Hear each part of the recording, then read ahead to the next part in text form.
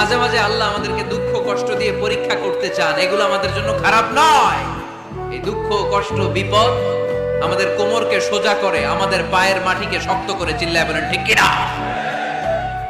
প্রতিকূল পরিবেশে কিভাবে বাঁচতে হয় এই দুঃখ কষ্ট আমাদেরকে শেখায়। এজন্য